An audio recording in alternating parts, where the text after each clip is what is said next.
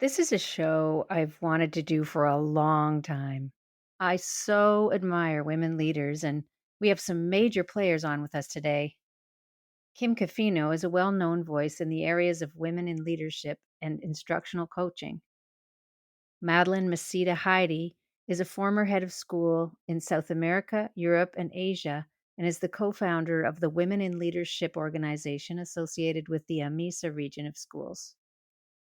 Rhonda Norris is superintendent of the International Schools Group in Saudi Arabia and has been a head of school in the Caribbean and in Asia. And Heather Naro, a returning guest, is head of school at Schutz in Alexandria, Egypt. Among them, they have many years of experience in Asia, South America, Europe, Africa, the Caribbean, and the Middle East. Their wisdom runs deep, and their compassion is overflowing. This was a heartfelt and intimate conversation where the ladies shared all of their best tips for aspiring women leaders, with a big one being, go for it. Our guiding question was, what have been some of your most useful lessons learned as a woman leader in international education? Here are a few of the topics covered in this episode: reasons to become leaders, pathways to leadership, barriers to women becoming leaders and ways to overcome them, steps to take and advice for becoming a leader, advice not to take along the way, and the importance of mentoring, modeling, perspective taking, service, finding your fit, adaptability, and lots more. This show was recorded on June 16th, 2025. Are you a woman or even a man? Do you aspire to be a leader in international education? If so, then go for it. Start by listening to this episode.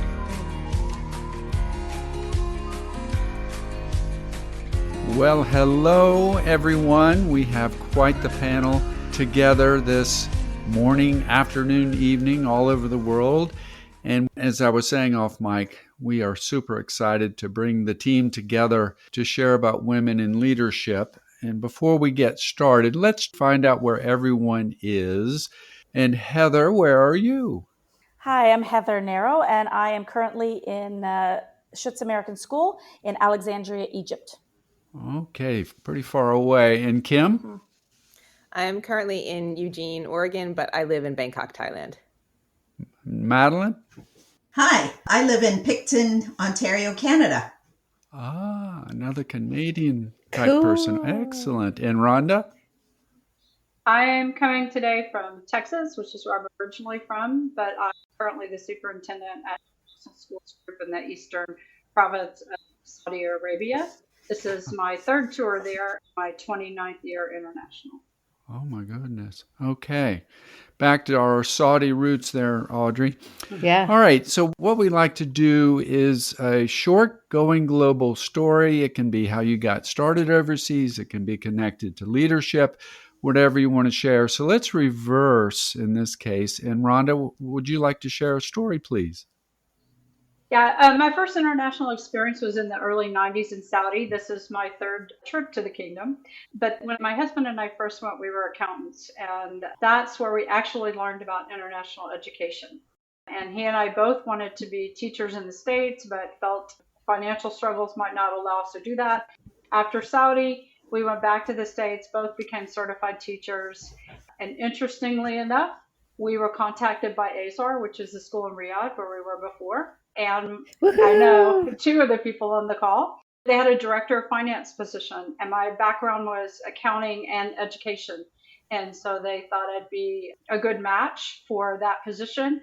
And that was really kind of the beginning of the evolution of now 29 years later of my leadership experience. So it wasn't kind of a targeted sort of thing. It was something that evolved, and it started in Saudi, and I hope to retire from Saudi.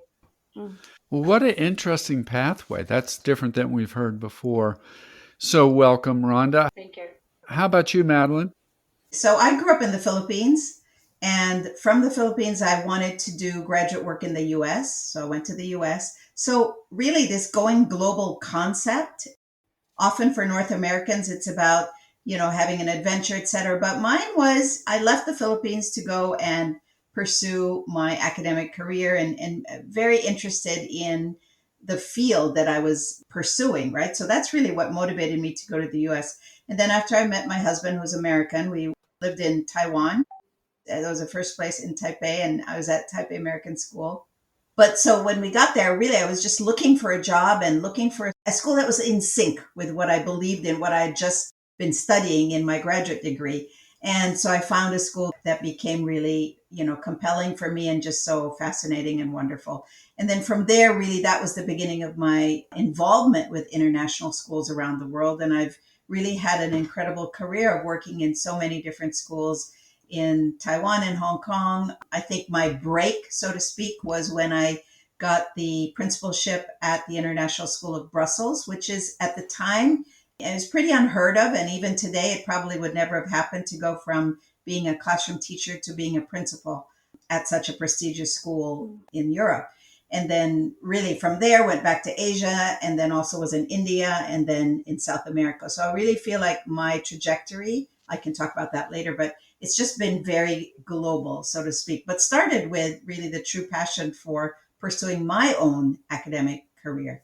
Excellent. And we had crossover in Hong Kong, and you were not the principal of my school. We had a wonderful leader there, but I wish I'd worked for you, Madeleine. Even back then, you just knocked my socks off all the time whenever you were in a group and leading us out. So I really appreciate that connection with you. Wow, thank you, David. Definitely, definitely. All right, Kim. My story is not so academic, not so focused as Madeleine's. When I was in university, I did a study abroad and I got to study in Florence. And I knew that the second I could, be on my own, I knew I needed to be international. And it just so happened my best friend from high school was working at Munich International School. I went over to visit her and I was like, this is it. This is what I need to be doing. How do I get myself here? And that's what I did. I got myself to Munich International School and I stayed there for 5 years, and then Malaysia, Thailand, Japan, now back in Thailand again, and was just knew I wanted to be overseas. Thank you. And Heather. I have a similar story to Rhonda, actually, because I've come full circle. So I started my career in Canada as well. And I spent 2 years teaching in Canada. And I thought, this is not what I want to do for the rest of my life. Then I heard about these teaching fairs. And so I went to a teaching fair and I got my first position in Cairo. So I'm again full circle back to Egypt. While I was in Cairo, I met my husband. And then we went from there to Beijing. Then we did Saudi Arabia. Then we had a few years off in Belize in the States, and then Thailand, Nepal, Kazakhstan, Cote d'Ivoire, and back in Egypt. So I've kind of done a full circle after 32 years. I hate to say that, but it's been about 32 years now. But it's very similar to Rhonda in that we're back to where I started. So it's been exciting. Wow, these round trippers. That's another theme we'll have to pick up on later, Audrey. Yeah, I love it. I just love hearing how people got started and where they've been. And I love all the interconnectedness as well. This is fascinating and fantastic. So we usually frame our conversations with a guiding question, and then we have some follow-up questions with it. So let's start with our guiding question, which is, what have been some of your most useful lessons learned as a woman leader in international education? And if we can jump right to the first supporting question, and we'll let you kind of raise your hand if you are ready to speak to this. What prompted you to seek to become a leader in an international school setting? All right. Thank you, Rhonda. Yeah, I think as I mentioned, I wasn't actually targeting leadership in international schools. But what kind of happened is I think I had a background, and my original background, I said, was in accounting, but I did a lot of not-for-profits in schools in the US and my professional in accounting as well. So when the opportunity came for international schools for the director of finance position, it was a good match. I had both the business and that background. In starting in Saudi, and I think this is a question or a comment from earlier, I don't think I really thought of myself as leadership, but I was a leader in that school. I was one of the senior leaders. But in looking at that position kind of allowed for us to go back overseas. We were overseas as accountants before. And my unique background actually allowed for me to go into that position, but then also to continue to be an educator. And so as I moved from Saudi to Singapore to Japan to China to the DR, which is where I met Madeleine, to Russia, and then now back to Saudi. And I think through that transition, I was able to continue to contribute on the operational side, but also be really grounded in education. And so I worked for what I would say, some really good leaders during those early years, because I had gone back to school to become an educator. So I didn't want to lose that grounding. I didn't want to go really back to just being business. And so during that time, probably my first 9 or so years, I worked for someone who said, well, what do you want to be involved in? And so I was able to continue to do all those things. That was mostly in Singapore, where I could stay an educator, but also contribute on the operations side. Heather. So when I first started in education, I knew that I wasn't going to be in the classroom for a very long time. I kind of gave myself that 5-year frame that I said, I'm going to teach for 5 years, and then I'm going to try something else. When I was studying, I did my bachelor's of education, and then I went straight away and I did a master's. And my master's was in physical education to be able to be an executive director of a sport governing body. So that's what I really wanted to do in the long term. And it never happened because I ended up overseas, and I thought, wow, I really enjoy this overseas life. And maybe this is something that I can continue to do for a longer period of time, which, as you know, it's been 32 years now. And when I was at one of my schools in Beijing, I came across the first woman leader that I'd ever worked with, and the first leader that I truly respected. And no offense out there, but I had worked mostly for men prior to that. And there was something missing. They were not connected. There wasn't that warmth that was there. And then I worked with this woman who was lovely, and I've stayed in touch with her, but just an amazing woman leader. And I just appreciated her authenticity. She was such an authentic leader, and it was okay for her to share her emotions. She didn't have to be stoic and be all put together all the time. And I thought, this is who I want to be. This is what inspires me. And so from that point, I actually took on some leadership roles in China, and I ended up being a coordinator. And then I started creating a curriculum. And that was really sort of that pivotal moment in my career that I said, okay, this is somebody that I would like to be like. And I hope I've done her proud after all these years. But I went on from that. And now I'm in my 18th year, which is kind of scary, as a school leader. But I've really enjoyed being a leader and being able to show sort of that true self that I am. And it's okay not to always have the right answer. We don't have to have the right answer all the time, but to be present, to be in the moment, to be listening to people, and to be there as a support system. And that's my story, my journey. Well, I love that you had a great role model. Would you be willing to share who that was? Yes, that was Marilyn Halliday. Okay, wonderful. If anybody know her, she ended up in South America. Okay, Well, thank you. Who's next? I'll go. Okay. But mine isn't, I don't think I ever really said, okay, I want to be a leader. And then boom, I was a leader. It was more that I started to notice, because I'll go back to, as I said, I grew up in the Philippines, and I was working at a very small preschool that was actually a parent cooperative school. And, those don't exist very much in today's world. Most of the schools are, there's like board-led schools, et cetera. But this was really owned by all of the parents, and they were all very involved in the work. And I think they very quickly, after my first year of teaching, I think I became somebody who was willing to jump in, raise my hand, speak out, express myself, et cetera.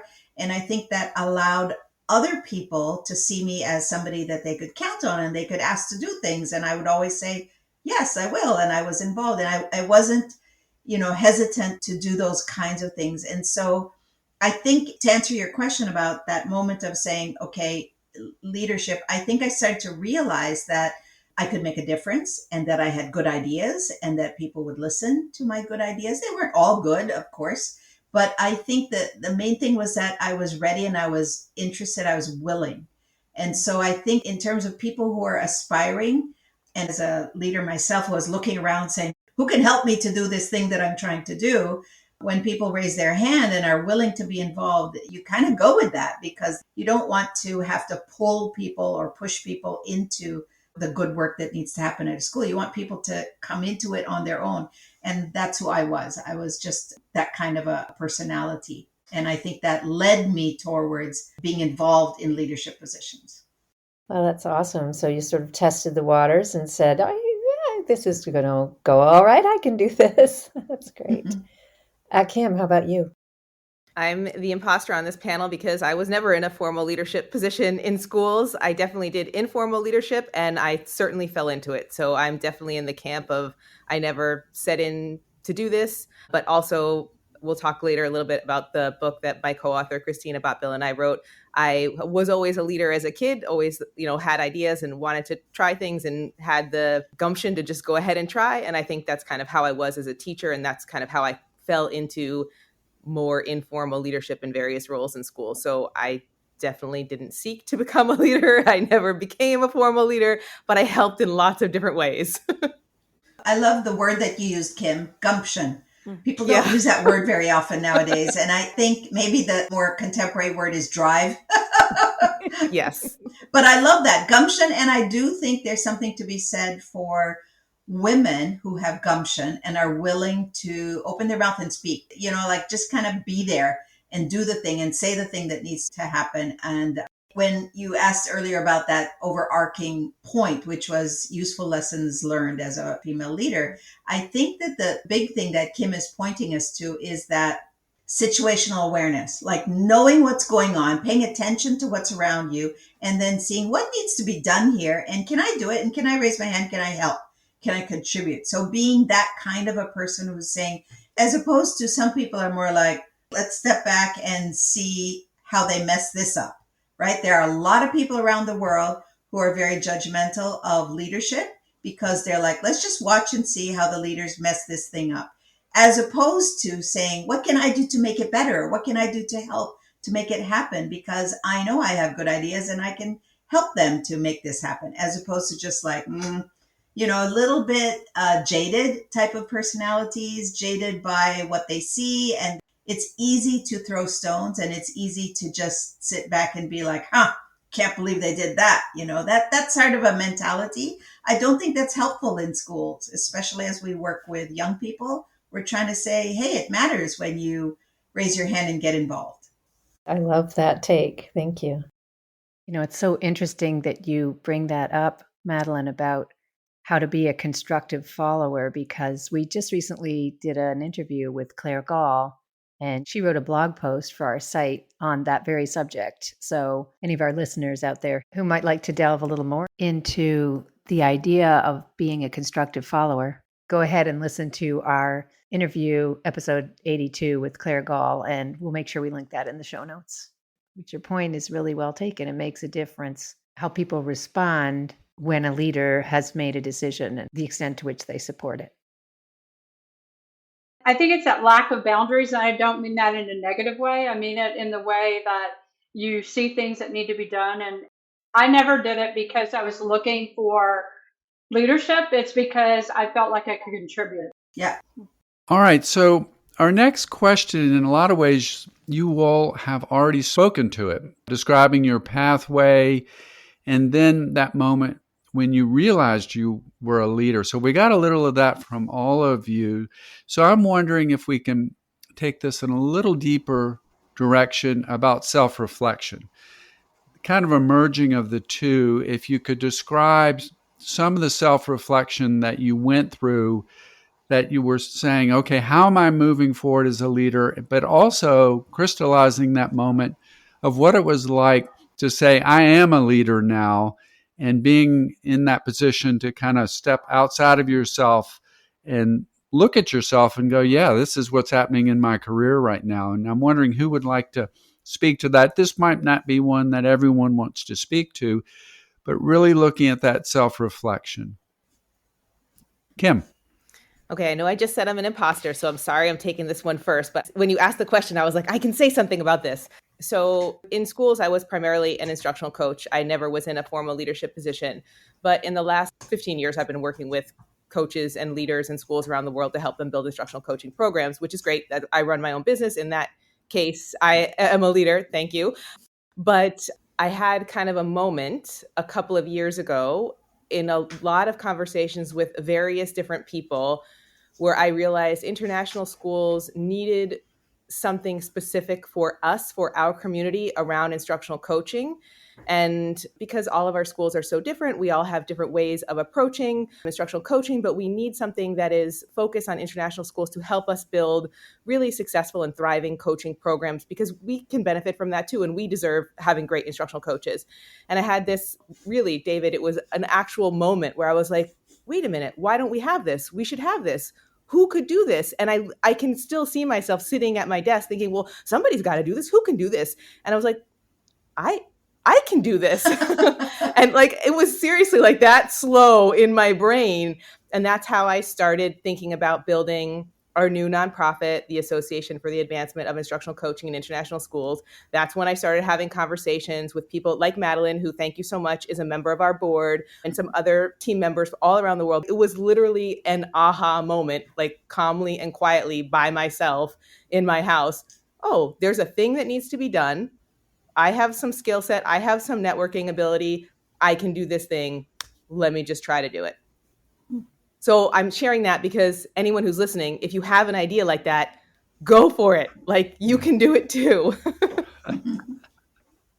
I have something similar to that in that I didn't take the traditional way to leadership. And so I had challenges over a period of time where I had not been a principal. And because I had not been a principal, there was the thinking that, well, you can't be a head of school. So I think I spent a lot of time doing things that look like leadership and contributing like a leader, but I had this kind of awareness in my brain that other people probably thought I couldn't be an educational leader.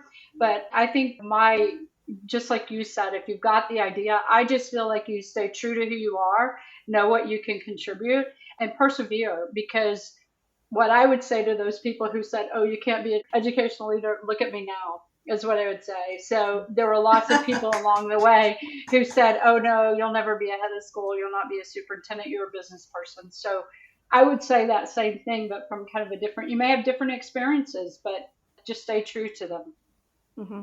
And if I can add on to that too, I remember in my very first teaching position back in Toronto, Canada, I remember having a principal, and he put one day in that, this is back before technology, so they had little, your mailbox. And I showed up at work, and then my mailbox, and I pulled out of my mailbox a big poster, and it said, just say no. And that's a big part of who I am. I'm always out there wanting to help people. You stand up, you get out there, even if there's something that needs to be done, you need to move tables or whatever. That's what we do. We just help out where the help is needed. And that started in my first year of teaching. And sort of I've carried that on throughout. And I see myself as a leader. My job is really to make everybody else's job easier. And I look at that as sort of a framework for me. How can I support the teachers? And then how can I support the students as well? And that's something that I've kind of lived by for a number of years now.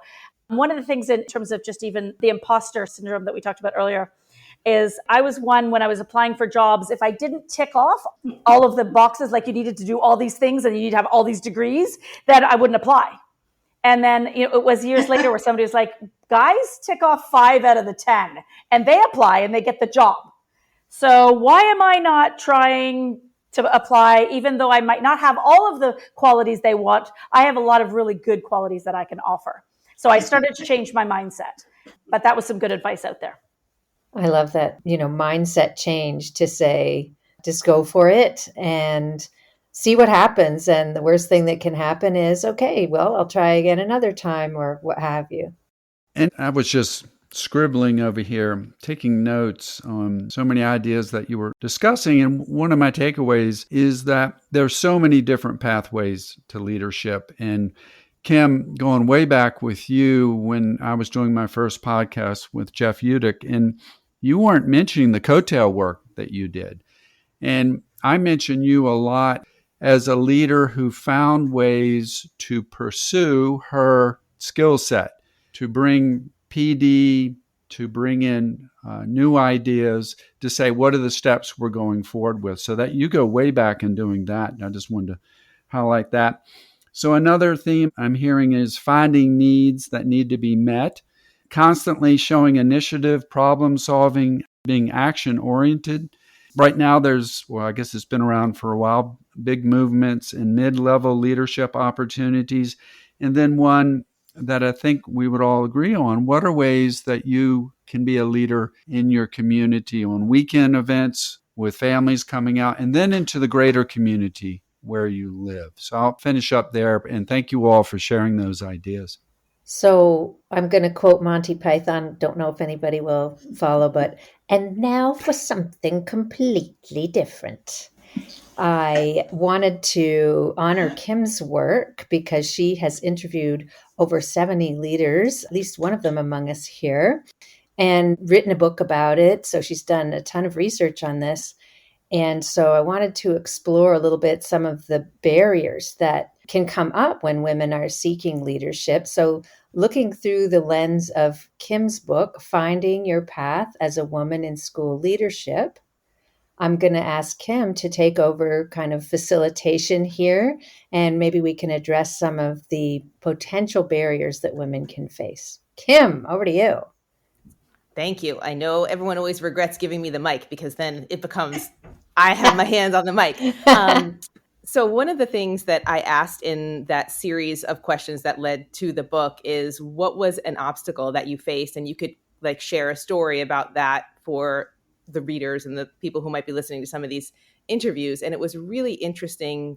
There were quite a few common themes, and then those themes also were represented in the research. And just a couple of those common themes that may guide us in our conversation. Imposter syndrome was definitely an obstacle. We had things like microaggressions, cultural expectations, linguistic expectations, double standards for men and women, the lack of mentorship, the lack of guidance. Any of those things happened to many, many, many of the women that I spoke to and is very present in the research. And the winding pathway to leadership for women and how men often go directly into a senior leadership position and women have this kind of, winding route to leadership. So I would love to hear from any of you. What was an obstacle for you that you feel willing to share, and maybe a little bit about how you kind of move past that? Because I know lots of aspiring leaders don't necessarily recognize that everyone faces the same obstacles, and they feel like, oh, this is so hard for me, but it's hard for everyone. And it's wonderful to hear those inspiring stories of how, you faced it and you overcame it.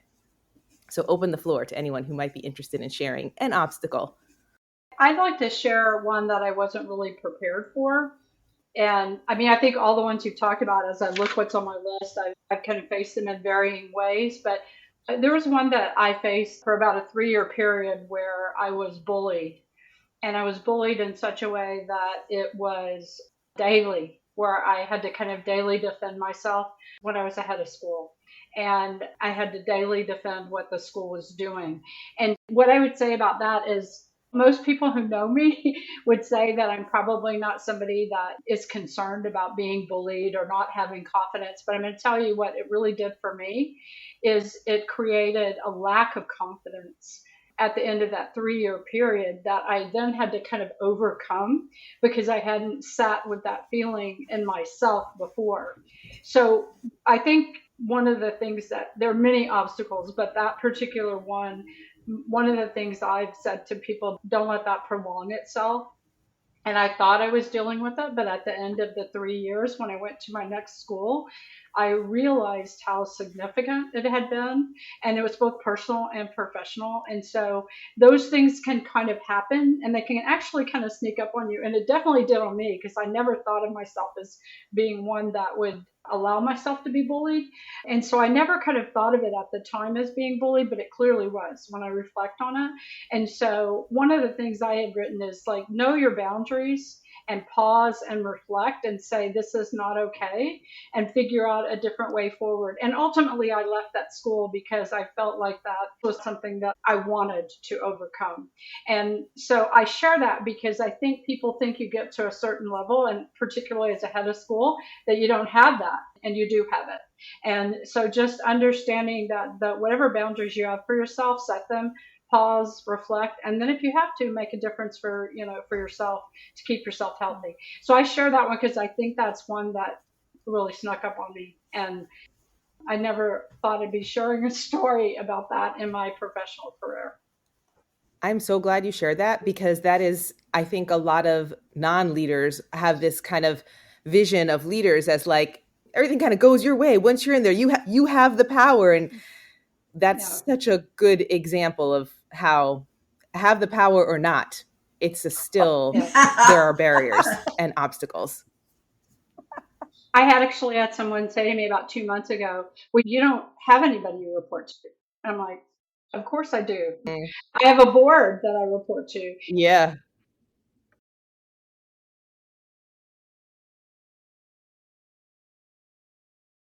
And now we're going to pause for a moment to share a special message.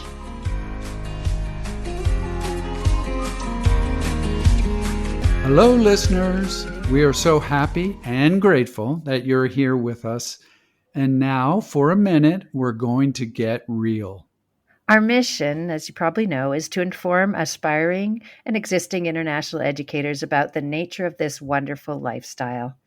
For 3 years now, we've worked hard to live up to that mission. We spend hours creating content, liaising with guests, and editing these shows for broadcast. As you know, we love providing this public service, and it helps us tick all of our personal PERMA boxes. For sure. But here's something a lot of you may not know. We're actually paying out of our own pockets to do this. It costs money to record and host our shows and to run our website. So we're here to ask you a favor. We are. Would you kindly consider sponsoring us through Patreon? For less than the cost of a cup of coffee per month, you could be helping us break even in terms of these costs. If you feel you're getting value from these shows and from our information hub, and if you can afford it, please go to www.patreon.com/educatorsgoingglobal, and we'll have that link in our show notes to make it easy for you. We have a couple tiers for your effort to support us. Tier 1 is Experience, and there you're just giving us money to support us. And Tier 2 is Exploration, the chance to join live Q&As with experts. You gotta love that little bit of punning on the EGG. Thanks once again, honestly, for your interest in traveling, teaching, and connecting with us. And now, back to our regular programming. Let's go.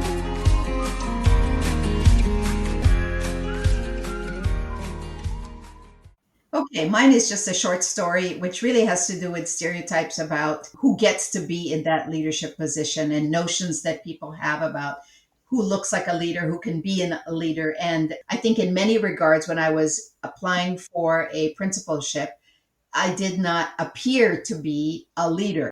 And I started to realize what was going against me. One was that definitely that I was a woman. In the school where I was applying to, all of the leaders were men. And so I was a woman. And so that was kind of like a stereotype notion that, oh, well, can a woman be a leader? And then secondly, I was from the Philippines, and there was never a person of color or from anything other than a North American type of background that would be a leader. So that was kind of like, ooh, is this going to work? How can we have somebody who's Filipino? And then I think the third thing is that my own background, my academic work was coming from early childhood. And typically people who get to be leaders are white men who come from the high school or at least secondary positions, right? And often that's really where people see them as, oh yeah, this person can be a leader. When you're an early childhood person, there's lots of stereotypes about early childhood people. And being a leader is really a stereotype against early. You can't be a leader. All you know about is those little kids, right? And then the fourth thing that was against me is that I'm short. And typically see a woman who's Filipino and comes from early childhood as somebody who can be in a leadership position. All the short women I know, when I say this in an audience, they're all like, yes, we agree, they get it. You know, people get it. And so there's some notions about what leaders look like physically, as well as their academic background and their citizenship, et cetera, that are kind of like points against you about like, you cannot be a leader if you feel. And I think in many cases, and I've counseled a lot of women about their own perception of themselves, like Rhonda's saying, that can do a number on you because you start to believe it. You start to think, well, I guess there aren't any other models out there of women who are like me. Therefore, I can't do it. and we begin to discourage ourselves from stepping forward. And so I am here to say that don't let that get to you. You have something to offer, and to believe in yourself, and to keep moving forward into that space. Yes, there's going to be some rejection. That's a whole nother thing we could talk about, but keep moving forward. You have something to offer, and the world needs to see lots of different kinds of people in leadership roles. Oh my gosh, that last quote, Madeleine, that has to be Yeah. a quote from this podcast. That's beautiful. Sorry, Rhonda, Someone I didn't mean to asked, interrupt you. no, that's okay. Someone asked me recently, like, where does your confidence and your perseverance come from? And mine comes from when I was growing up, my dad, I was his only daughter. And I heard him and most of my life in my head saying, don't you let them tell you can't do it because you're a female. Don't you let them tell you that. And so I had that in my head kind of my whole life. Not that I didn't have issues or didn't have challenges, but I just kind of always had that in my head. I can do it. I don't know why you're saying I can't do it. I can do it. And I feel like that perseverance and that commitment to knowing you can do it, it has to stay firm, because you're going to have plenty of challenges where that someone else is going to say, nah, not really. Yeah. Yeah. Mm-hmm. So for my story, I think one of the aspects that I did not do well is 18 years ago when I started my leadership journey, I felt I needed to assimilate to be more like a man because I was in a man's world. And I remember going to my very first ERCOS leadership conference. And I looked around and I thought, oh my goodness, it's all men. And this, again, this is 18 years ago. It's changed drastically now. And I'm glad to say that I have so many other wonderful female mentors like you guys on the call. But back then, it was all men. We were about 20% women and about 80% men. And I felt like I had to be like one of the guys. I actually changed who I was. And I kind of regret it now. And I would say, stay true to who you are. I now, maybe because it's my age as well, I'm older and I've been doing this for a lot longer.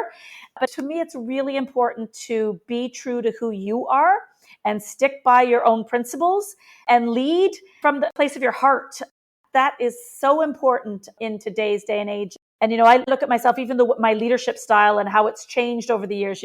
We study all the leadership styles, and I'm definitely more of a humanistic leader these days. And a lot of that happened, especially during COVID, where we had to be more empathetic and take care of our people. We had people that were off for, 2 weeks because they were in close contact with COVID, and we had to really pivot. And I think pivot has been a big word in my vocabulary these past couple of years, because we've got to adapt to what the environment is throwing at us. I'll give you an example of even just in my new role. I've had to pivot myself in my expectations because the culture I'm in is very different than what I thought I was coming into. So the way I started this new role that I started in August, I have changed drastically to this point because I've had to pivot to make sure that I'm meeting the needs of everybody out there. Is it always the best practice? Not necessarily, but it's going to take me time to get to where we need to be. But at least right now I can say I'm standing up for myself. So I'm doing what Rhonda says. I'm standing up for myself.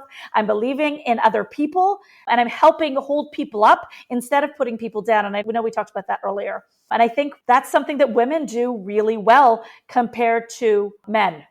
Well, thank you for sharing all of your stories. And I appreciate all of the different layers that we kind of touched on in that chunk of conversation, the intersectionality, the expectations of leaders, all the different ways that we have our stereotyped expectations of leaders. The fact that even when you're in a position of power, you're still answering to people, and there are still obstacles that are going to come into your way.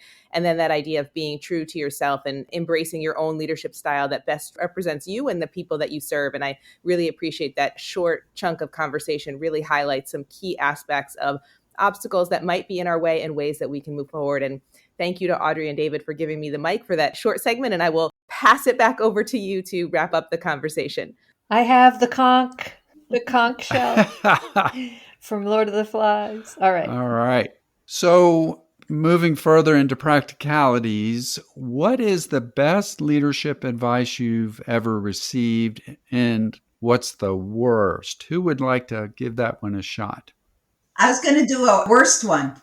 And this was given to me by another leader whose name shall not be spoken, but they really were, I think they were well-meaning in their advice that they gave to me. So what they advised me to do was to expect less from this particular school that I was starting at. They said, when you go to that school, it's not going to be like the previous schools that you've worked at. The parents aren't that involved. The board isn't really very knowledgeable. The kids aren't as smart as the previous school. So, and the teachers that you're going to be able to attract, you're not going to be able to get the caliber of teachers that you're used to. So you need to lower your expectations, Madeleine, in order to be happy. And I was like, what? This is not okay that we think that certain schools are better than others, or that certain kinds of regions of the world or the kinds of schools that we're at are less than. And so I don't think that's very good advice. I think it's horrible advice, because we should be aspiring to wonderful things for all schools. All children around the world deserve to have excellent schools. Well, I bet you turned that school around, Madeleine. Yes, no, well, yeah. I mean, along with a lot of other people who didn't agree with that advice. So, yeah. I have one that's a worse as well. Sorry, I'm on the worst train. I'm with Madeleine here. My worst, and I still can't believe it, because it was from another female leader. And she said, don't show any emotion. And I thought, so for a while I'm like, really? And so but then it just didn't make sense to me, because we're in the people business. And getting to be with people, and I can think of graduation here this year, where I was on stage and handing out the diplomas and everything. And I know I've changed the life of one student in particular in my short time here, like drastically changed her life. And she came up, and she was in the middle of, people were sauntering off stage, and she came over and she just gave me a great big hug and gave me this great big, speech in my ear, like, you have changed my life forever, and I'll never forget you. And I teared up. I was like, oh my God, you're like, yes, I probably did. But showing that emotion, I think, is okay, because it does mean that we are human and that we care. And it doesn't mean we're weak. But this person was saying, because you show emotion, it means you're weak. And I would like to beg to differ on that. I think it shows that you care. And if there's nothing I talk to teachers about day in, day out, you need to show the kids that you care. You're going to get a lot more out of our children if they know that you care. So showing emotion, go for it. It's something that I think is okay. And graduation is always a time that's emotional, as you know. I have one example of that. I'm a crier, as you probably noticed a few minutes ago. I started to get tears in my eyes, but we had someone pass away who'd been with our school for 30 years on the first day of school, and I had to announce to the staff. And so that emotion that came with the sadness of him being in our community, he was in our maintenance department, everybody knew him. So I'm known as a crier, but I do have people in my career who've said to me, you have to stop doing that, because people see you as being weak. And I disagree. And I think this kind of takes me to, I have a best. I don't have one piece of best advice, but what I have had is people telling me, believing in me, having confidence in me, and showing me that I can do what I am good at. And so I think that it gives advice without giving it. And I've been really fortunate in my career to have that. Not always, obviously, from my earlier story, but I feel like that also allows people to develop and become their own leaders. And it gives you confidence, and you're saying to them, hey, you could do this. And so the best advice is to have that confidence in others and show. And I like to pay it back, because it was definitely paid to me. Okay, my best advice is very small compared to these big picture things that you're all sharing. But a thing that I come back to over and over and over again is I had a head of school who once told me, when you're looking to make decisions and you need to ensure that you're kind of building consensus in the room, take your time and go out and talk to all the people that are going to be in the room before you're all in the room together, and make sure you know what they're going to say and what they think about what you are going to say before you're all in the same room together. And I know it's very logistical and it's very straightforward, but I feel like that is advice I come back to time and time and time again, because once people say something in a public space, it's very hard for them to walk that back. So if you want to achieve consensus in any sort of setting, really understanding what everyone in the room thinks before they're all in the room is going to help you do that a lot better than just kind of opening up the floor. I don't have a worse advice. I probably have 1 million worse advices, but I can't think of one right now. I have one other piece of advice for women in leadership is I have also joined a group of heads of schools, women heads of schools, and we meet on a monthly basis.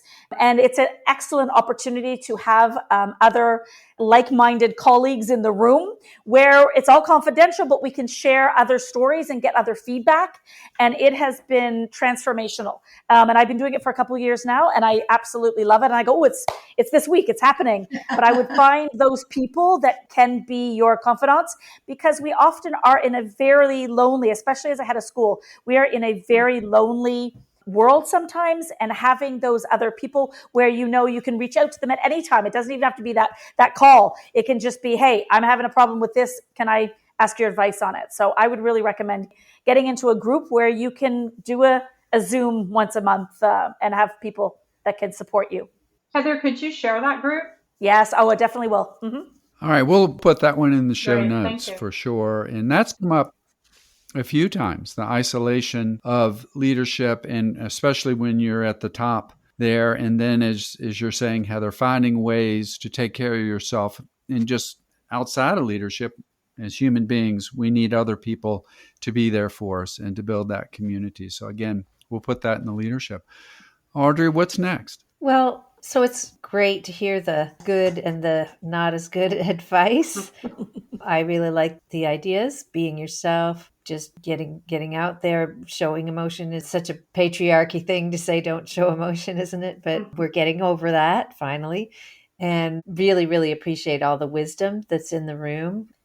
So what I'd like to ask you is, in your pathway, what's a step you took that really helped in advancing your career, if there was a certain step you can highlight?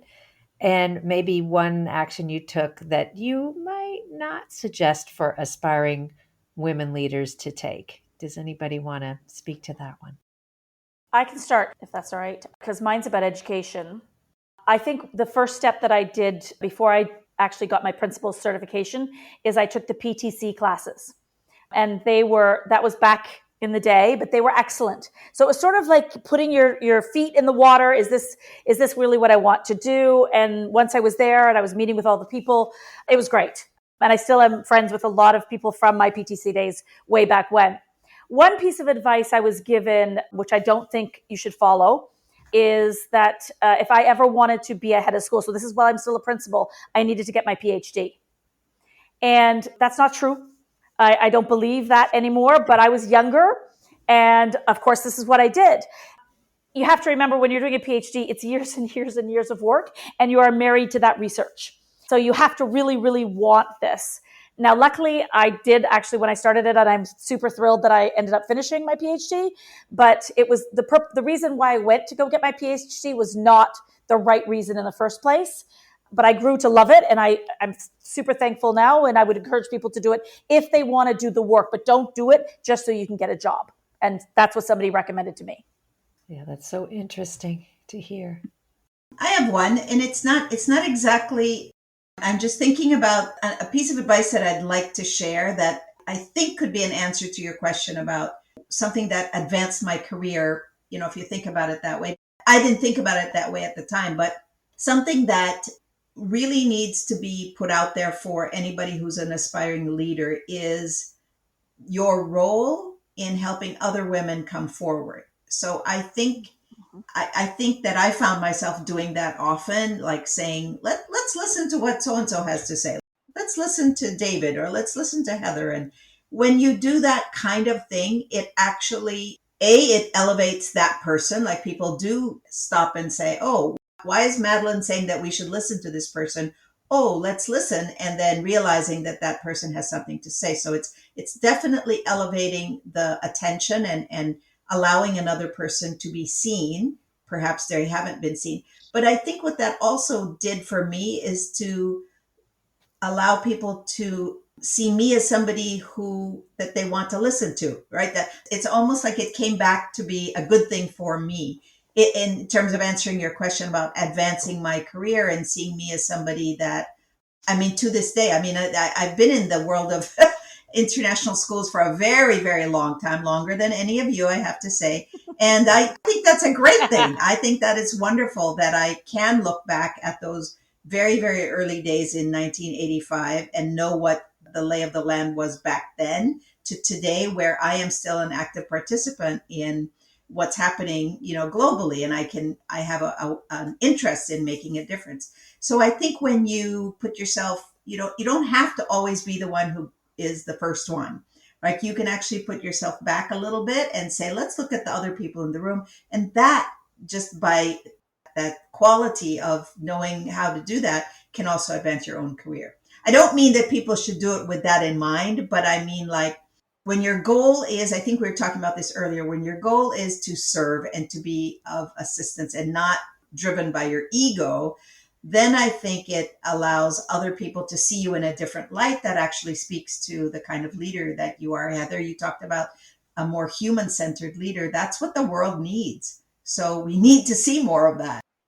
I think I have something similar, but it's at some point in my career, probably about halfway, maybe a little bit longer than that, I think I pivoted, the word that you used. I think I pivoted from trying to think of, and I know this is not a very mature way to look back at it, but why is it so hard for that leader, that head of school, to understand what the right thing is to do? And so for me, it was more about how do I understand the motivation and why he, because it was always a he before that, he sees it differently than I see it. And what is it that I can do? So I think it's a little bit like what you're saying. What is it that I can do that will help facilitate a better way forward for all of us? And when I left that school, I had a couple of female leaders say to me that he is so challenging. How do you work with him so well? And I, at first, kind of felt like, oh, am I compromising my values? Am I changing who I am? Like, you have to reconcile that for yourself. But for me, it was, if I could figure out what the motivation was or why it was so challenging for us to get to the right answer, then I could figure out a different path forward.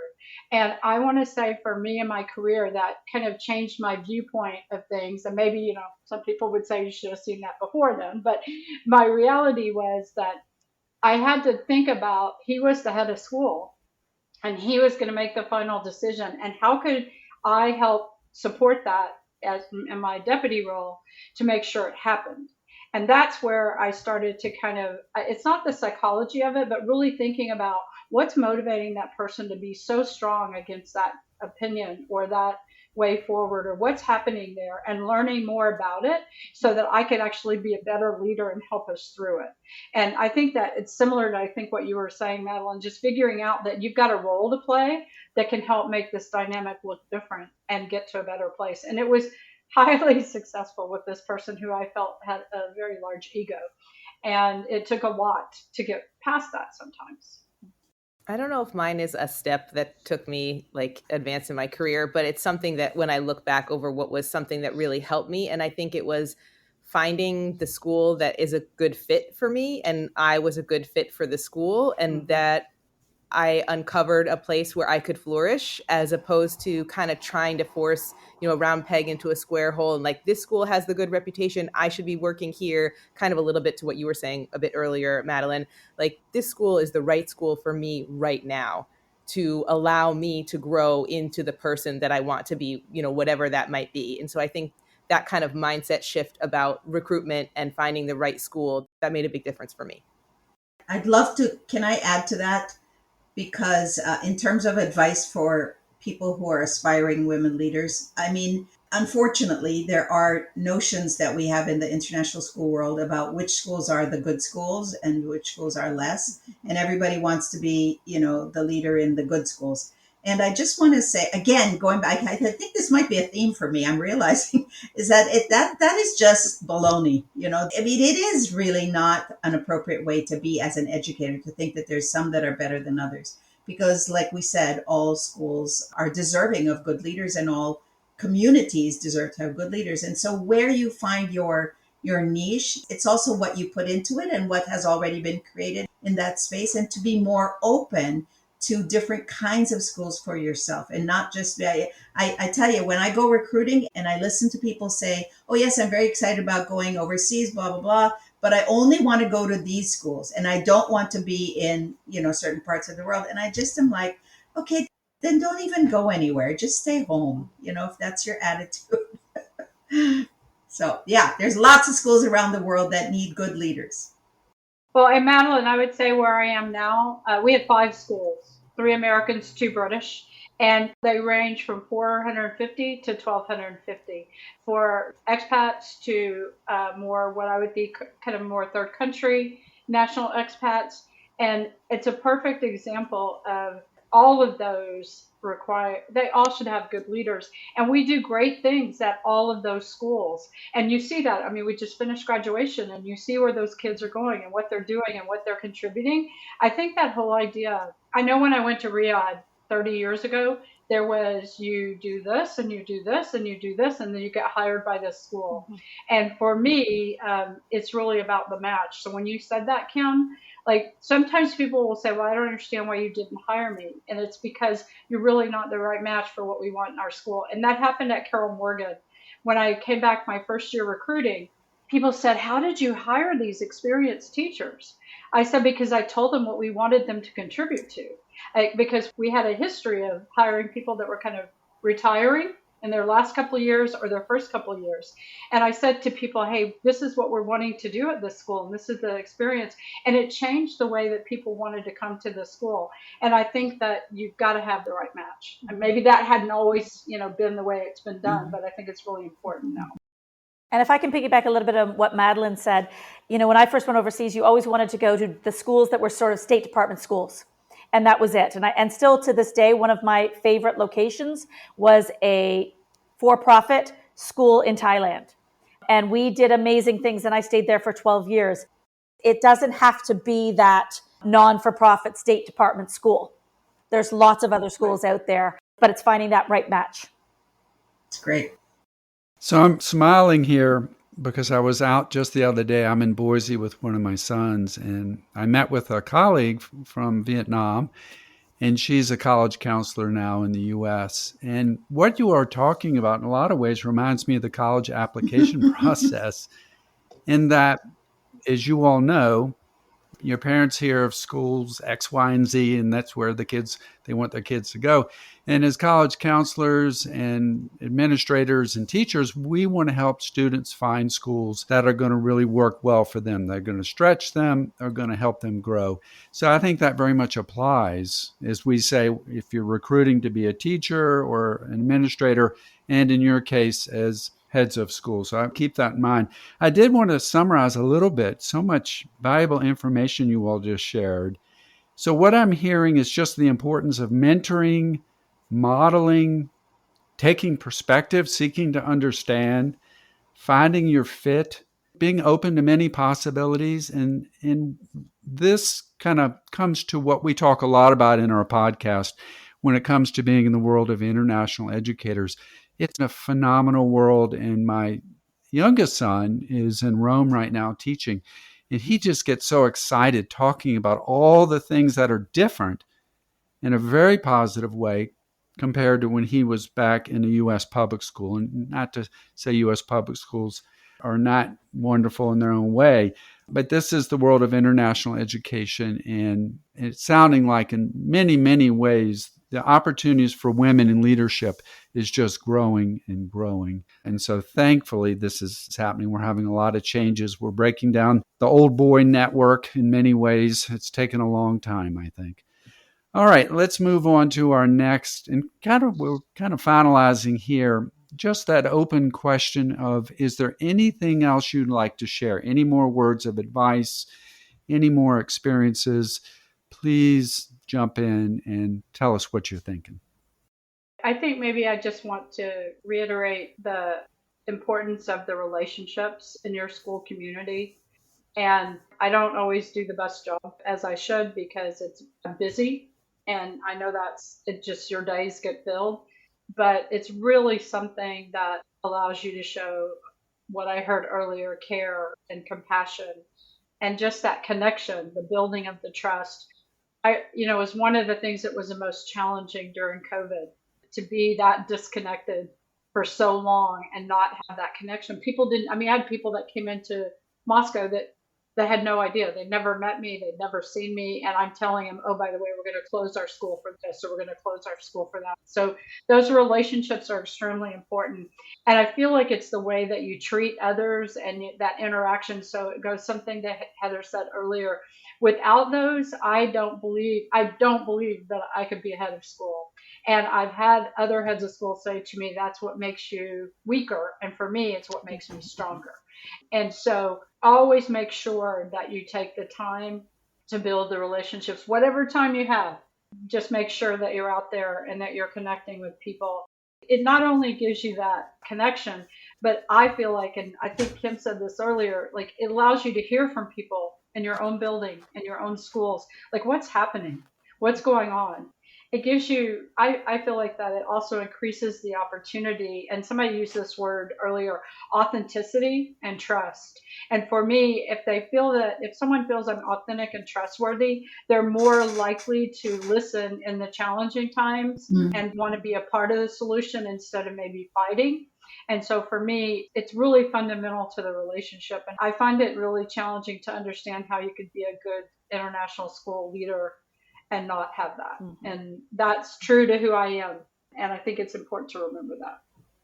Yeah, if I can echo what Rhonda said, the relationships are the most important piece, and building that trust. And especially, I know Rhonda and I are both in our first year of a new school. And one of the most important pieces is to build those relationships. Building the relationships takes time, but it is so important in a first year of any institution. So for both of us, we've spent a lot of time this past year getting to know all the constituents, from the parents to the board, to the students, to the teachers, to the support staff, even down to our janitorial staff. It's really important to take that time to get to know the people that we're working with. The other piece of advice that I wanted to say is to make room for different voices at the table. So making sure that as in whatever leadership role you're in, to make sure that you're not just surrounding yourself with people who agree with you.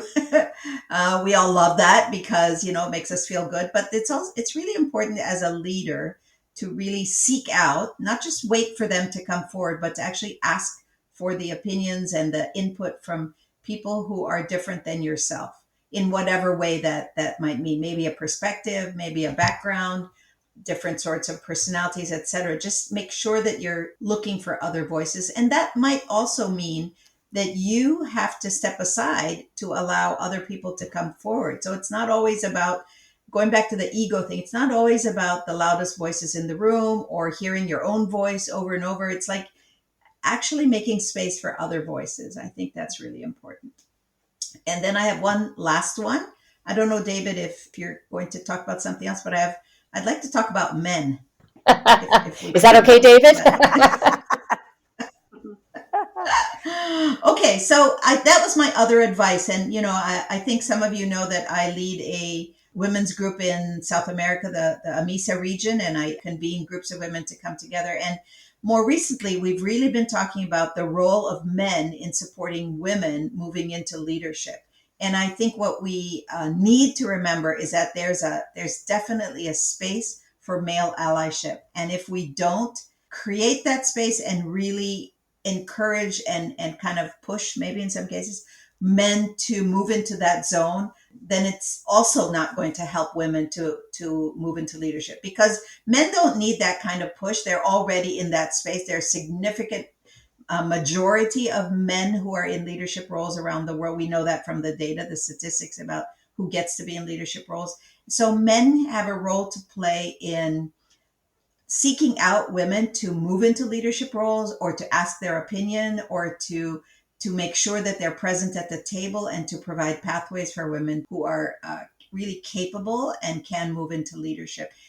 And not just to placate women and to do it in a way that says, oh, okay, I already did it, but to really see women as partners in terms of the hard work of leadership.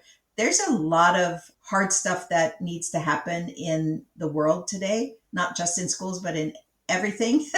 And so we need to have good leaders in the world. And so let's be partners along with men to really move into leadership. There are often men who say, well, you know what? My school already has, 3 principals who are women and, the director of teaching and learning is women. We don't need the head of school to also be a woman. It's like, what? And I'm like, well, why the hell not?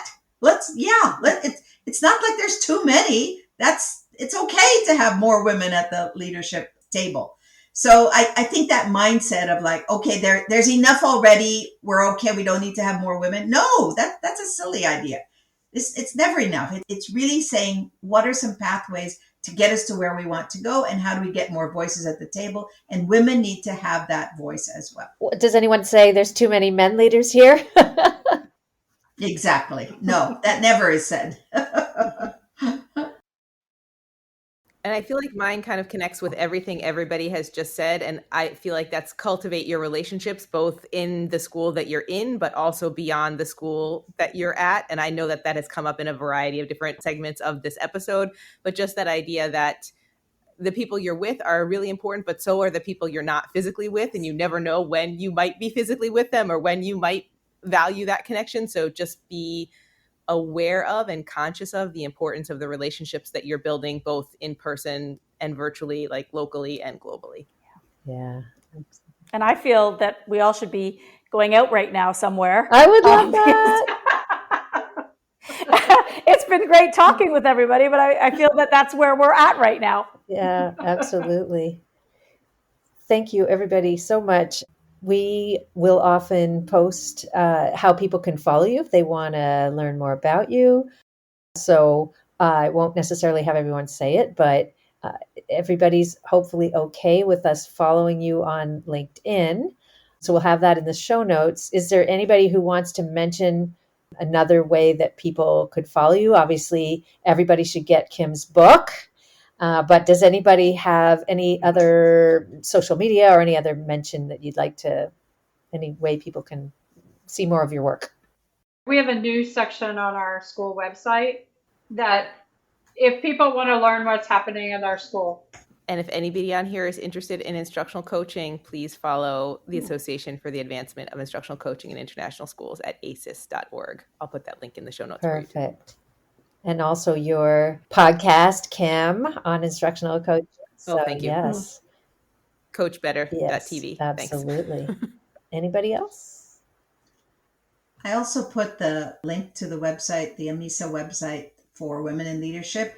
Unfortunately, it's not an open group. It's only open to schools that are members of AMISA, but that's actually a lot of schools. So potentially, if your school is an AMISA school, if you're a member school for AMISA, then you can automatically join the Women in Leadership group. Fantastic. And maybe people could reach out to you if they wanted to set their own one up in a different region or something like that, do you think? I have reached out to a few regions, and there are some challenges with regard to some of the geopolitical stuff going on that have caused some people to hold back. But I feel like, okay, that's happening, but we can still do our own thing outside of official schools, right? Yeah. And Rhonda, I'll get you the information of the heads of schools. It's all in this region here as well, up through Europe and into the Middle East. Mm-hmm. Great. Thank you. Way to walk the talk, ladies. Relationships, connections, support, it's all there. I just love it. Thank you so much for being here. We had some technical difficulties, but everybody persevered. So appreciate you. And thanks for working together to figure out a common time. That was not easy at all. And Kim, thank you for taking on the mic. Oh, no problem. Thanks again. Thank you for hosting. Yeah, thanks for having us. Cheers, everyone. Thank you so much. Thank you. Bye-bye. Bye, everybody. Take care. Thank you for joining us today on Educators Going Global. You can find this podcast on Apple Podcasts, Spotify, YouTube Music, and all the other usual suspects. Please subscribe, like us, and leave a review on Apple and Spotify, and let your teaching friends know about us so we can grow our community. Please reach out at educatorsgoingglobal@gmail.com and join our Facebook group, Educators Going Global, if you have ideas, comments, or wish to share a Going Global story of your own. You can also find us on Instagram at Educators Going Global. Please visit our website as well, www.educatorsgoingglobal.com. All our podcast episodes are on there by topic, along with blog posts, going global stories, and our ever-growing resource library. For now, this is Audrey And David. inviting you to travel, Teach. and connect with us.